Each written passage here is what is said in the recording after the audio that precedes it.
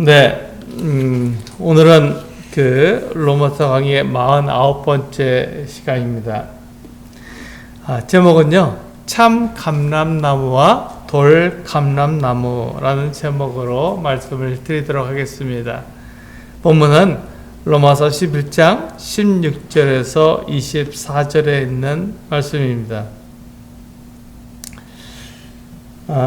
네, 우리 같이 본문을 같이 함께 읽어보도록 하겠습니다. 로마서 11장 16절에서 24절입니다. 같이 읽겠습니다. 시작.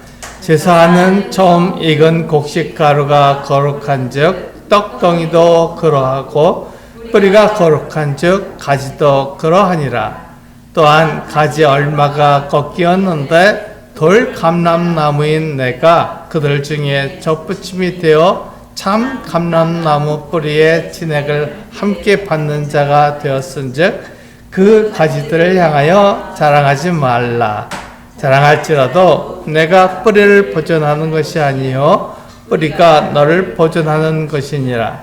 그러면 내 말이 가지들이 꺾인 것은 나로 접붙임을 받게 하려 함이라 하리니 그들은 믿지 아니함으로 꺾이고 너는 믿음으로 섰느니라. 높은 마음을 품지 말고 도리어 두려워하라. 하나님이 원 가지들도 아끼지 아니하셨은즉 너도 아끼지 아니하시리라. 그러므로 하나님의 인자하심과 준엄하심을 보라.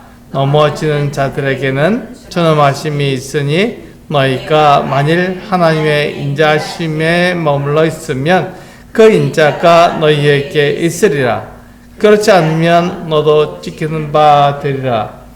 그들도 믿지 아니하는데 머무르지 아니하면 접붙임을 받으리니 이는 그들을 접붙이실 능력이 하나님께 있음이라.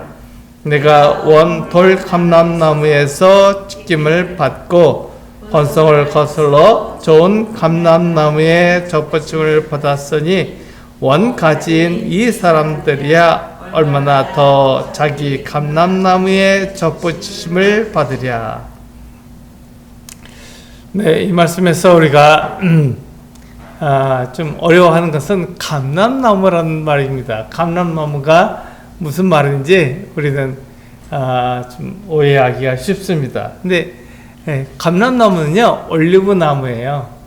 우리가 요즘은 그 올리브유를 많이 먹기 때문에 올리브에 대해서 잘 압니다. 근데 예전에는 이 올리브 나무가 우리나라에서 보기 어려웠어요. 왜냐하면 지중해 근처에서 이 올리브를 심고 가꿨기 때문에 지중해 식단이라 그래서 지금은 올리브유를 많이 먹지만 예전에는 올리브 나무를 보기가 힘들었습니다. 그래서 올리브라는 그 이름 대신 이걸다가 감람나무라고 우리가 붙였습니다. 왜냐하면 이 올리브 열매를 따다가 이렇게 꾹 눌러서 하면서 기름이 나오거든요. 우리가 참기름 따듯이 이 열매를 꾹 누르면 거기서 기름이 나옵니다. 그 기름을 우리는 올리브유라고 말합니다. 이 올리브유가 사람한테 좋기 때문에 이걸 먹으면 어떻게 되죠?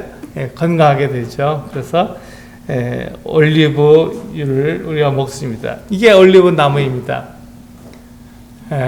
올리브 나무는 굉장히 크고 오랫동안 삽니다. 이게 올리브 열매하고 잘 구분이 잘 안 돼서 올리브 열매는 이렇게 가까이서 보면 이렇게 올리브 잎하고 비슷합니다. 그래서 이 올리브 열매를 따다가 이렇게 그 자루에다 넣고 그것을 꾹 누릅니다. 아주 그냥 굉장히 강한 돌로다가 이렇게 꽉 눌러서 거기서 이제 압착을 하게 되면 거기서 이제 기름이 나오는 거죠. 그래서 그 기름을 우리는 올리브유라고 그래서 그걸 그 빵에도 뿌려 먹고 뭐 그 채소에도 뿌려 먹고 이렇게 먹으면 이렇게 사람 몸에 좋기 때문에 올리브유를 우리 많이 먹습니다. 바울은 이 올리브 나무를 예로 들어서 이스라엘과 이방인의 관계를 설명하고 있습니다. 여기서 이제 우리가 중요한 부분이 있습니다. 이 참 올리브나무, 참 감람나무와 돌 올리브나무, 돌 감람나무를 우리는 기억해야 됩니다. 이 참 감람나무라는 말은요, 우리가 야생, 그냥 저절로 자라난 야생 올리브나무를 가져다가 사람이 잘 가꿉니다. 오랫동안 잘 가꾸고, 이게 오래 사니까 그냥 심어서 잘 가꾸다 보면은 그 나무에서 열매가 많이 맺히도록 만들어 놓습니다. 농부의 관리가 필요하고 보호가 필요한 것이죠. 그렇게 되면 그 올리브 나무에서는 올리브 열매가 많이 맺힙니다. 그 올리브 나무가 가치가 있는 것이죠. 가치가 있습니다. 그런데 돌 감람나무, 야생, 이것은 돌이란 말은 이제 야생이라는 뜻입니다. 야생에 그냥 저절로 자라난 올리브 나무에는 가지에 열매가 많이 맺히지 않습니다. 올리브 나무니까 올리브 열매가 맺히긴 하지만 사람이 가꾸지 않았기 때문에 조금밖에 맺히지 않습니다. 그러니까 그 나무는 가치가 별로 없어요. 땅만 차지하지 가치가 별로 없습니다. 그래서 그 나무를 가져다가 사람이 쓰기에 좋게끔 잘 다듬어서 이렇게 만드는 것이 참 감람나무입니다. 그래서 우리가 가치 없는 나무, 또 가치 있는 나무의 모습처럼 마치 이것은 이스라엘과 이방인의 관계하고 비슷합니다. 그 모습하고 비슷한 거예요. 그래서 이스라엘은요, 택하심을 받았습니다. 이스라엘 백성들은 하나님께 부르심을 받은 거예요. 그래서 그들이 하나님 앞에서 이렇게 잘 생활하도록 믿음으로 하나님께 나오게 만들었습니다. 그리고 그들에게 하나님의 말씀을 맡기셨죠. 그래서 이 이스라엘이 하나님의 목적대로 행할 수 있도록 하나님께서 보호해 주셨습니다. 마치 감나무, 올리브 나무를 잘 이렇게 다듬어서 그 열매를 많이 맺게끔 하도록 그 농부가 그 감람나무를 잘 돌본 것처럼 하나님께서 이스라엘 백성들을 그렇게 돌보시고 그들이 열매를 맺도록 도와주신 것이죠. 그런데 누가복음에 보면은 이 이스라엘 사람들이 그와 같이 열매를 맺지 못한 이 같은 모습을 예수님께 직접 말씀하신 것을 우리가 볼 수 있습니다. 같이 한번 읽어보실까요? 누가복음 13장 6절에서 9절 말씀입니다. 같이 한번 읽어보겠습니다. 시작. 이에 비유로 말씀하시되 한 사람이 포도원에 무화과 나무를 심은 것이 있더니 와서 그 열매를 구하였으나 얻지 못한지라. 포도원 지기에게 이르되 내가 3년을 와서 이 무화과 나무에서 열매를 구하되 얻지 못하니 찍어버리라. 어찌 땅만 버리게 하겠느냐? 대답하여 이르되 주인이여 금년에도 그대로 둬서 내가 두릅하고 거름을 치르니 이후에 만일 열매가 열면 좋거니와 그렇지 않으면 찍어 버리소서 하였다 하시니라. 네, 이 말씀은요, 이스라엘의 현재 상태를 설명하기 위해서 예수님께서 직접 사용하신 비유입니다. 그러니까 이것이 이제 비유라는 것을 우리는 생각해야 됩니다. 아까 우리가 바울이 감람나무의 그 어떤 비유를 사용했잖아요. 참 감람나무와 돌 감람나무의 비유를 사용한 것처럼 그것은 실제로 농부들이 농사짓는 모습이 아니라 이 이스라엘과 이방인의 관계를 설명하기 위해서 바울이 끌어다 쓴 겁니다. 그러니까 그 감람나무, 올리브 나무에 접붙인다 하는 것들에 대해서는 뭐 비슷할 수 있지만 우리가 이 참 감람나무에다가 돌 감람나무를 덧붙이지 않습니다. 그렇게 되면은 돌 감람나무에서는 열매가 맺지 않기 때문에 가치가 없는 나무가 되잖아요. 반대로 돌 감람나무가 이제 야생이니까 그 물도 이게 빨아들이고 진흙도 빨아들이기 때문에 돌 감람나무에다가 참 감람나무를 접붙이죠.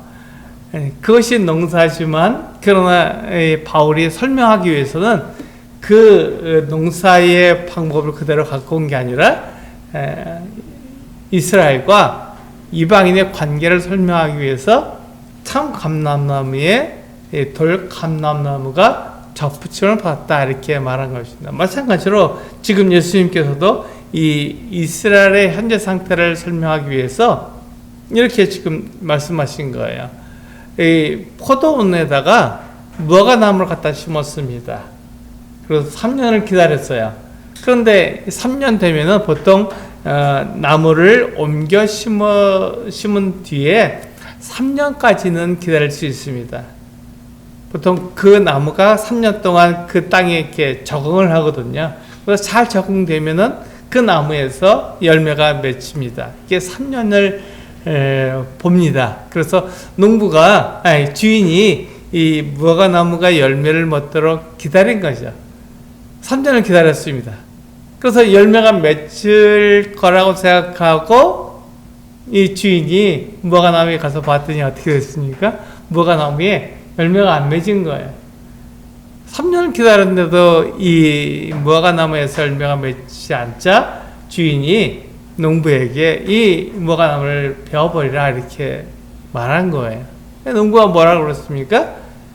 주인님, 올해도 좀 기다려 주십시오. 이렇게 얘기하고 한 해 더 기다려 주십시오. 내가 여기다 두릅하고 거름도 주고 그래서 이 무화과 나무가 열매를 잘 맺을 수 있도록 도와주겠습니다. 이렇게 말한 거죠. 이게 뭐냐면 이스라엘의 현재 상태예요. 이스라엘이 열매를 맺지 못하니까 이 주인의 입장에서는 열매가 많이 맺히는 것을 기대했고 그것을 바랐는데 이 하나님의 입장에서 이스라엘이 그 같은 열매를 목적에 맞는 삶을 살도록 하기 위해서 그 같은 것들을 기대했는데 그렇지 못한 거예요. 무화과나무가 열매를 맺지 못한 것처럼 이스라엘이 하나님의 목적에서 떨어져 버렸습니다. 하나님을 나타내는 것이 아니라 자기를 드러내려고 한 거예요. 그러니까 이 주인이 차라리 그 무화과나무를 아무 열매를 맺지 않으니까 땅만 버리니까 찍어버리라, 베어버리라 이렇게 얘기했습니다. 그러니까 농부가 올해만 좀 기다려 주십시오. 내가 한 번 더 이 둘레를 잘 파고 거름도 주겠습니다. 기회를 달라는 거예요. 이스라엘이 하나님의 목적에 맞게끔 제대로 살지 못했지만 그러나 하나님 이 이스라엘에게 한 번 더 기회를 주십시오. 그래서 기회가 주어지게 되면 이들이 제대로 잘 살게 될 것입니다. 이렇게 해서 열매를 많이 맺으면 하나님 목적대로 잘 살면 좋겠거니와 그렇지 않으면 그때 베어버려도 좋습니다. 이렇게 말한 것입니다. 이것이 바로 그 예수님께서 이스라엘 백성들의 현재 상태를 말씀하기 위해서 사용하신 비유죠.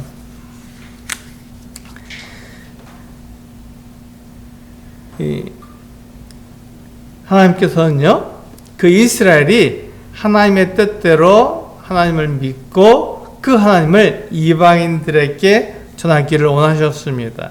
이게 하나님의 마음이죠. 이렇게 할 때 그들은 하나님의 목적에 맞게끔 사는 것입니다. 하나님께서는 이스라엘 백성들을 부르신 이유가 자기들이 그 다른 민족보다 더 잘 살고 더 부유하게 살고 또 높은 지위에 올라가도록 하기 위해서 그들을 부르신 것이 아니라 하나님을 나타내게 하려고 그들을 부르신 거예요. 이스라엘을 부르신 목적, 이스라엘 선택하신 목적이 바로 거기에 있습니다. 그러니까 이스라엘 백성들은 하나님을 전하기 위해서 그들이 애를 써야 되고 그 목적에 맞도록 그들이 살아야 했는데 그렇지 못한 거예요. 그러니까 하나님께서 보실 때 이스라엘 백성들이 열매를 맺지 못한 것이죠. 그러니까 이 주인이 말씀한 것처럼 차라리 그 무화과나무를 베어버려라. 왜 땅만 버리느냐 이렇게 말한 것과 똑같습니다. 그때 예수님께서 그렇게 말씀하시나요? 좀 기회를 한 번 더 주십시오. 참아 주십시오. 이렇게 얘기한 거예요.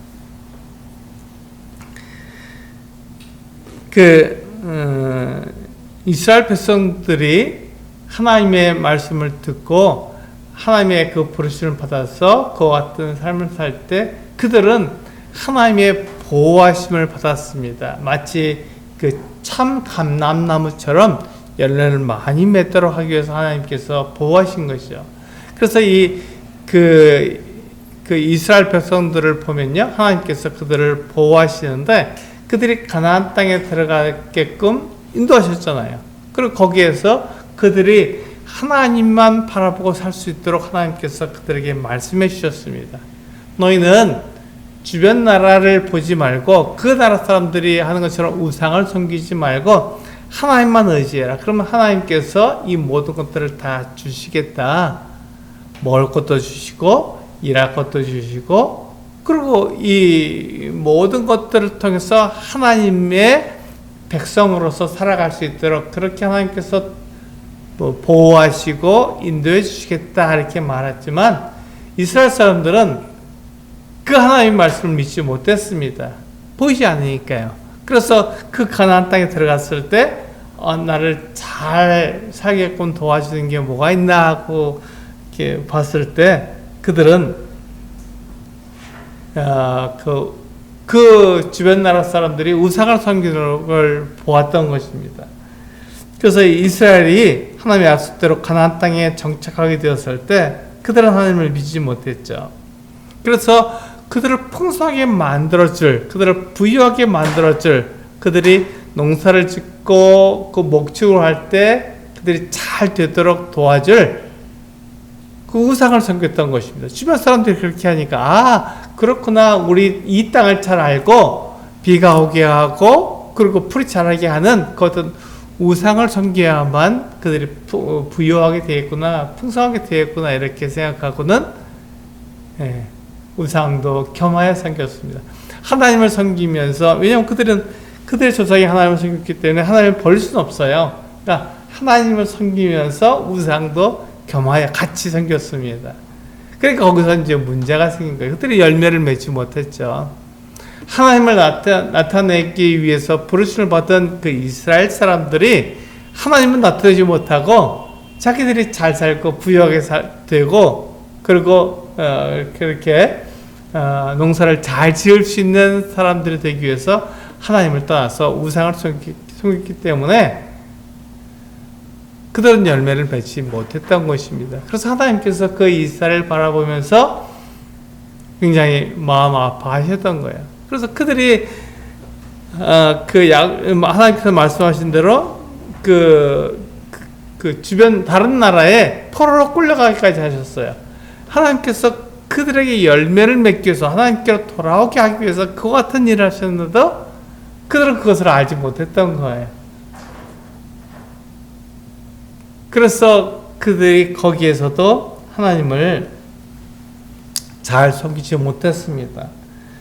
그들이 주변 나라 사람들처럼 우상을 섬겼을 때 그들이 하는 일이 잘 되고 풍성하게 되었을까요? 그렇지 못하다는 것입니다. 그들이 계속해서 우상을 섬겼고 우상이 그들에게 잘 할 거라고 잘 도와줄 거라고 생각했지만 그들에게 먹을 것을 주시고 입을 것을 주시고 모든 일할 것들을 다 주시는 분은 하나님이시지 우상이 아니었습니다. 그런데 사람들은 자기들이 좀 잘 되면 그것을 누구에게 들렸어요? 우상에게 들렸습니다. 내가 우상을 섬기니까 이렇게 우상이 나에게 복을 주는구나 이렇게 해서 우상을 섬겼던 것입니다. 하나님께서는 그들을 그 제국의 포로로 끌려가게 해서 우상들과 함께 살게 했습니다. 바벨론에 유다 나라가 이제 끌려갔는데 바벨론은 어떤 나라였습니까? 우상의 나라였습니다. 우상이 얼마나 많은지, 신들이 얼마나 많은지 그 많은 신들을 거기서 섬겼던 거예요. 특별히 그 바벨론은 마루뚝이라는 그 신이 있었습니다. 그 신을 섬긴 거예요. 그게 주신이었고 여러 신들을 같이 섬겼습니다. 그러니까 하나님도 그 여러 신 중에 하나에 불과한 거예요. 그럼 마루뚝이라는 신이 가장 주신이고, 그리고 하나님도 거기에 곁다리 껴있는 여러 신 중에 하나로 사람들이 인식했던 것입니다. 그렇게 되도록 그들은 하나님을 멀리했던 것이죠. 무시했던 것입니다. 그러니까 하나님께서 이제 그 이스라엘 백성들을 하나님만 섬기던 그렇던 나라에서 바벨론으로 가게 하셨습니다. 바벨론에서 우상이 이렇게 만연해 있는 그런 나라에서 같이 살아보니까, 우리가 잘못했구나. 우리가 그 이스라엘에서 하나님만 섬겨야 되는데, 우리가 우상과 같이 함께 섬기니까 하나님께서 우리를 우상의 나라로 그냥 포로 끌려가게 하셨구나. 거기에서 그들은 뉘우치게 되었습니다. 우상을 함께 섬겨서 안 되겠구나. 내가 하나님만 섬기겠다. 그리고 그 바빌론 다음에 페르시아 고레스 왕 때 다시 그들이 예루살렘으로 돌아오게 되었습니다. 그 이후에 그들은 우상을 안 섬겼어요. 대단하죠. 왜냐하면 우상 때문에 우리가 이렇게 포로로 끌려갔으니까 이제는 우상을 섬기지 않겠다 이렇게 얘기한 것입니다. 그런데 이들이 우상을 섬기지 않았지만 그때부터 그들은 하나님을 섬기기 아니라 그들이 가지고 있는 유대교라고 하는 그들이 만든 종교를 섬기기 시작했습니다. 이게 이제 문제가 된 거예요. 그들은 우상을 섬기진 않았지만 그들은 여전히 그 특권의식과 혈통주의에 들어있어서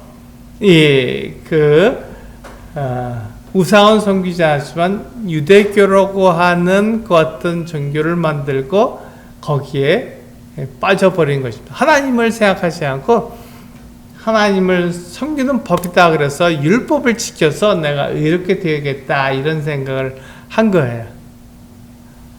그래서 이제 그들이 이제 그 성전이 무너졌으니까 물론 그렇게 예루살렘으로 돌아가서 그 성전을 다시 지었지만 거기에 예루살렘으로 돌아온 사람들은 5만 명 정도밖에 되지 않습니다. 적은 수가 돌아온 거예요. 그 이집트에서 나와서 출애굽해서 나온 그 장정의 수만 60만 대군이었어요. 60만 명이었는데 지금 유다 나라에서 바벨론에서 그 예루살렘으로 돌아온 사람이 5만 명밖에 되지 않았으니까 10분의 1도 채 안 되는 거예요. 굉장히 적은 수가 돌아왔죠.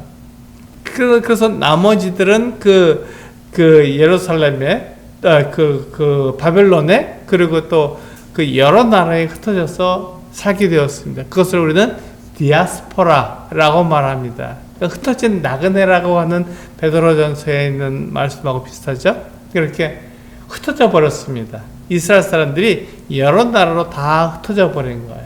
그때부터 디아스포라가 됐는데 흩어진 그 유대인들이 되었는데 그 흩어진 유대인들이 거기서 성전을 중심으로 할 수 없으니까 회당을 중심으로 모이기 시작했습니다. 그 회당을 중심으로 모여서 그들이 예배를 드리고 하나님을 섬겼습니다. 그러면서 그들이 가장 중요하게 여기던 게 뭐였냐면 율법을 지키는 거. 하나님께서 우리에게 말씀해 주신 거니까 율법을 잘 지켜서 우리가 이렇게 돼야 된다라는 것을 그들이 주장하기 시작했습니다. 하나님의 마음은 그것이 아니었잖아요. 하나님께서 그 모든 것들을 다 이루어 주시고 하나님을 그들이 믿음으로 그들이 이렇게 돼야 되는데 그렇지 않고 그들은 자기들이 율법을 잘 지켜서 이렇게 되려고 생각했던 것입니다. 그래서 이제 여기 흩어진 같은 유대인들이 회당을 짓고 거기서 하나님을 섬겼는데 이방인들이 그 모습을 보니까 참 좋잖아요. 우리도 그렇게 유대인들처럼 하나님을 섬기면 안 되겠습니까? 이렇게 말을 했어요. 그러니까 이 유대인들이 뭐라고 말했냐면 그러면 너희가 우리처럼 유대인화 되어야 된다. 그래서 너희가 그 할례를 받고 율법을 지켜라. 그 유대인처럼 되면 너희가 그 하나님을 섬길 수 있다 이렇게 말하는 거예요.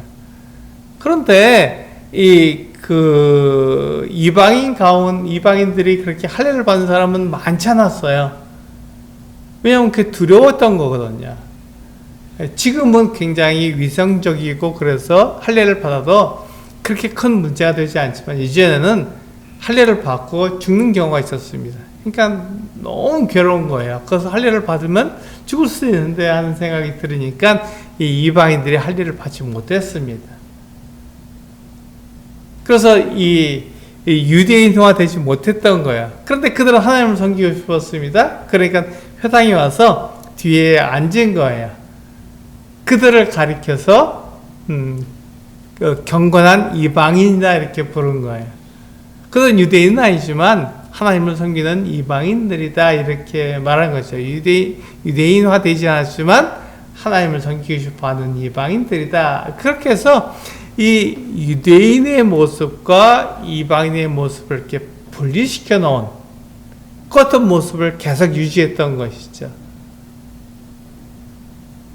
이것을 통해서 이스라엘은 비록 우상은 섬기지 않지만 여전히 그들의 특권의식과 혈통주의를 가지고 있었던 것입니다.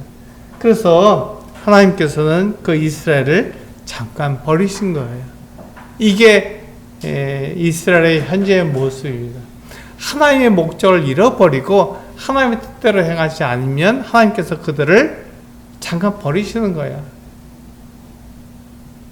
그게 하나님의 마음입니다. 그래서 그들로 하여금 시기가 나서 이방인을 보니까 이방인은 하나님을 잘 모르던 사람들이었는데 그들에게 하나님의 말씀이 들어가니까 그들이 하나님을 섬기기 시작했습니다.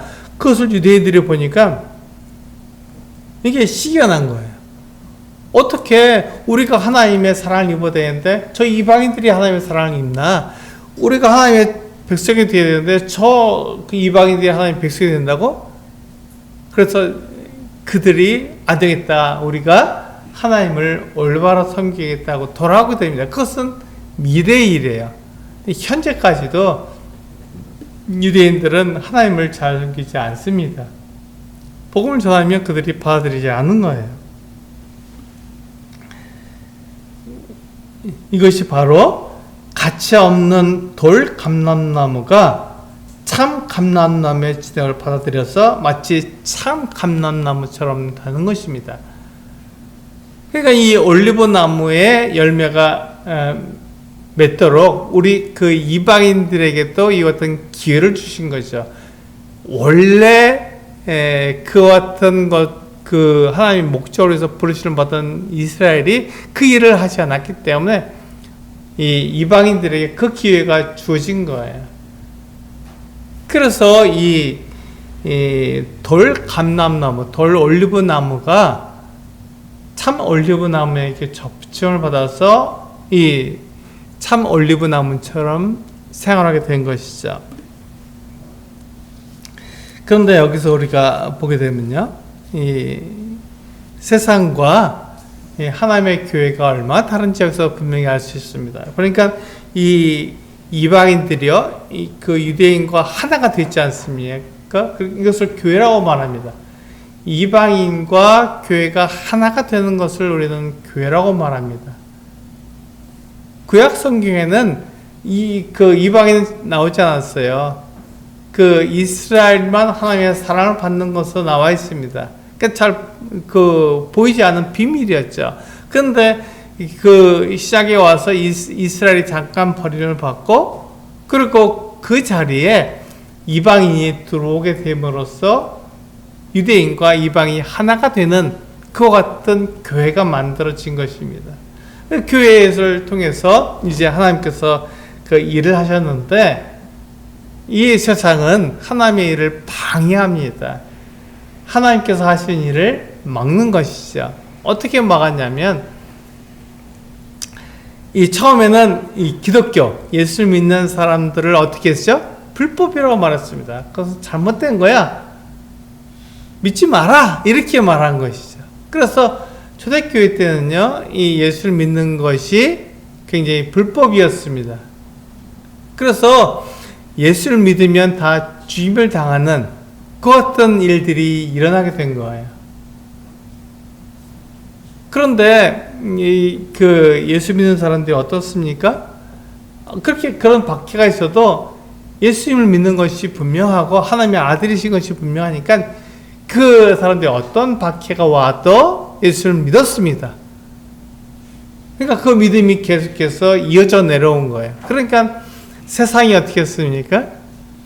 바꿔야죠. 방법을 바꿔야죠. 그렇게 해서는 그리스도인들을 없앨 수 없으니까 바꿨습니다. 그래서 바꾼 방법이 뭐냐면, 기독교를 국교화하는 것입니다. 기독교가, 이제는 불법이 있는데, 이제는 그 나라의 종교가 된 거예요. 그 기독교를 통해서 그 나라가 이제 기독교를 공인해 버리는 거예요.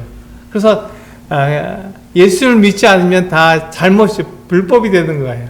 저는 예수를 믿는 것이 불법이었지만 이제는 세상이 방법을 바꿔서 예수를 믿지 않으면 그것이 불법이 되는 거예요. 거꾸로 됐죠. 세상이 이렇게 방법을 바꾸었습니다. 그래서 이 사람들이 나라에서 이 기독교를 국교로 정하니까 어떻게 됩니까? 그 사람들이 그 높은 지위에 올라가려면 교회를 다녀야 되는 거예요. 예수를 믿지 않지만 예수를 믿는 것으로 고백을 해서 그들이 공인을 받아야 되는 거예요. 기독교인으로 공인을 받아서 그들이 높은 자리에 올라가고 돈도 많이 벌 수 있도록 그렇게 된 것입니다. 그것이 세상의 방법이죠. 저는 기독교를 불법이라고 말해서 사람들이 모이지 못하게 만들었는데, 이제는 거짓 신자들을 양성해서 그들로 하여금 교회의 중요한 자리를 차지하게 만든 것이죠.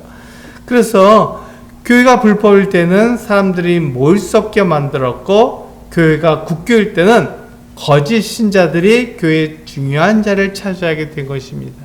이게 지금 교회의 모습입니다. 지금도 많은 나라에서, 대부분의 나라에서 기독교가 잘 공인되어 있고, 우리나라도 예수 믿는 것이 크게 어렵지 않습니다. 그러니까 어떻게 되죠? 사람들이 예수 믿으면 사람들이 좋아하니까 나 교회 다닌다 그러고 예수 믿는다 그러고 그렇게 말하는 것에서 크게 어려워하지 않습니다. 기독교가 공인되어 있기 때문에 종교의 자유를 통해서. 그래서 우리는 교회가 박해를 받든지 인정을 받든지 그것을 기대하는 것이 아니라 바로 성경대로 이루어질 것을 믿는 것입니다. 이것이 우리에게 가장 필요한 것이죠. 교회가 박해를 받고 그리고 불법이 되는 것이 중요한 것이 아니라, 또 교회가 인정을 받고 국교로 인정되는 것이 중요한 것이 아닙니다.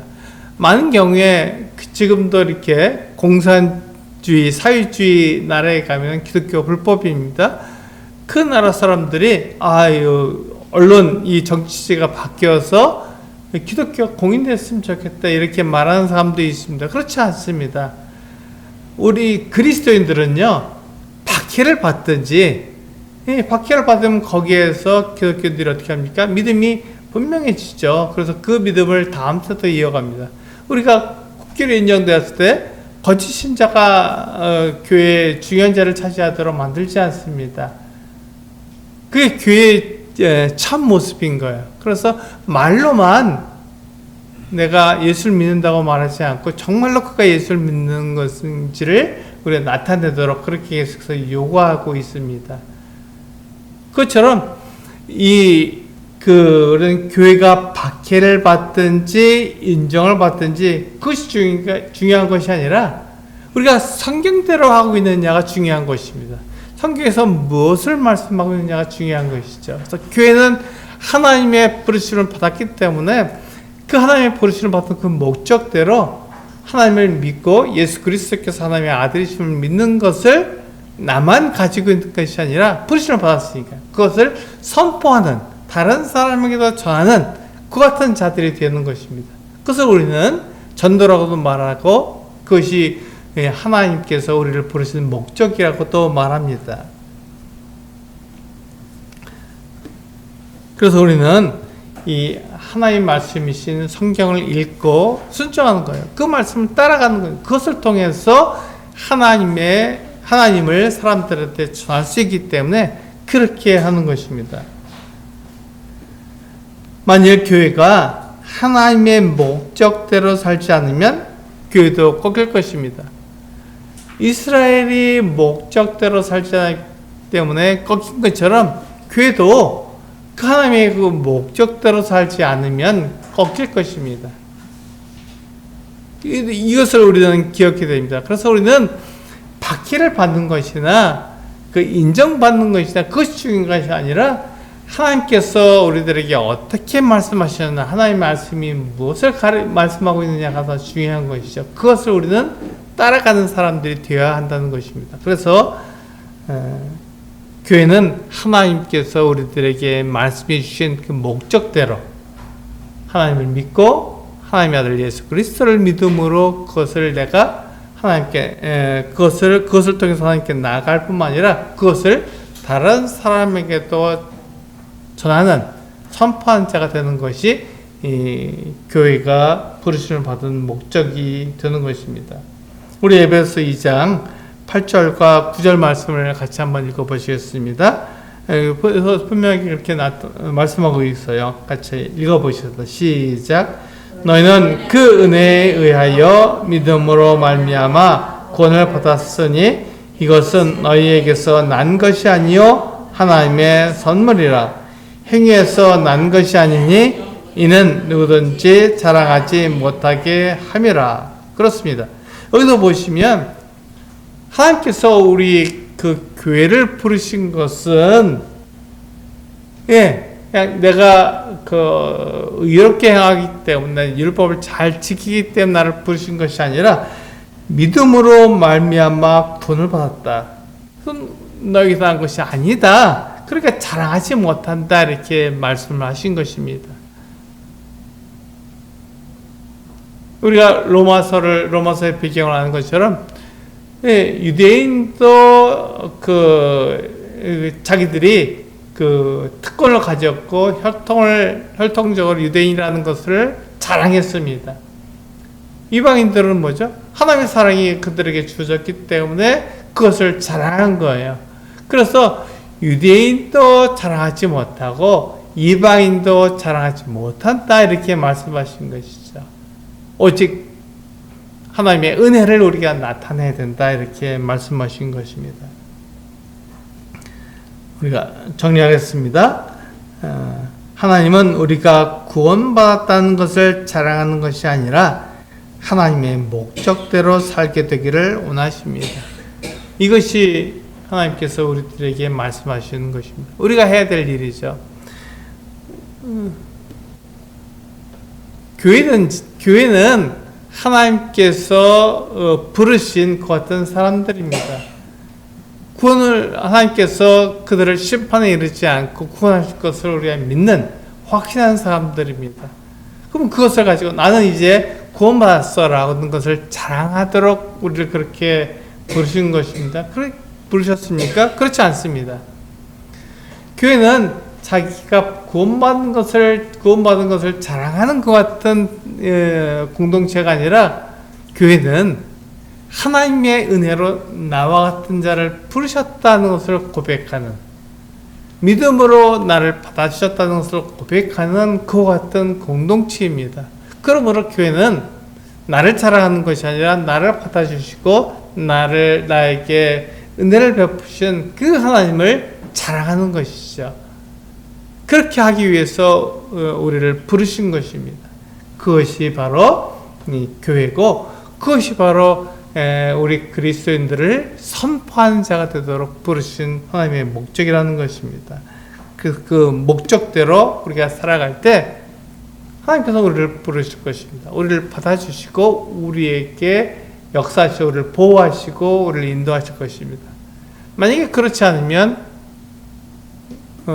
그 이방인들도 이 목적대로 살지 않으면 끊겨진다. 그래서 분명하게 오늘 본문에서 말씀하고 있는 것처럼 이방인이 목적대로 살지 않으면 목적대로 사는 그 이스라엘을 그 자리에 다시 놓으실 것이다, 이렇게 말씀하고 있는 것이죠. 그건 굉장히 자연스러운 일이잖아요. 이방인을 부르신 하나님이신데 이스라엘을 그 자리에 놓는 것이 얼마나 더 자연스럽겠습니까? 그래서 우리는 나를 자랑하는 것이 아니라 하나님의 은혜를 자랑하고, 나를 나타내는 것이 아니라 하나님의 영광을 위해서 사는 우리 그리스도인들이 되어야 됩니다. 그래서 우리 그리스도인들이 돌감람나무라는 것을 인정해야 합니다. 그리고 하나님의 사랑을 받은 것을 자랑하는 것이 아니라 하나님의 은혜로 참 감람나무의 접붙임을 받았다는 것을 인정해야 됩니다. 그래서 우리가 누구를 나타내야 됩니까? 하나님을 나타내는 사람들이 되는 것입니다. 그래서 하나님을 나타내는 우리 서수교회 성도님들 되시기를 기도합니다. 기도하시겠습니다.